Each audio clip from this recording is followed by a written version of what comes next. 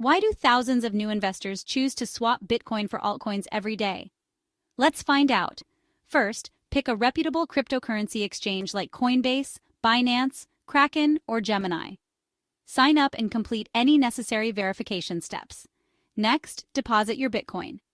Transfer it from your wallet to the exchange's Bitcoin address and wait for the confirmations. Easy peasy. Now it's time to find your target cryptocurrency. Use the search bar to locate, say, Ethereum or Litecoin. Check that there's a direct trading pair with Bitcoin. Ready to trade? Choose between a market order to trade at the current price or a limit order for a specific price. Enter the amount you want to swap and confirm the details. Sit back and let the exchange process your order. Once done, your new cryptocurrency will show up in your account. Simple, right?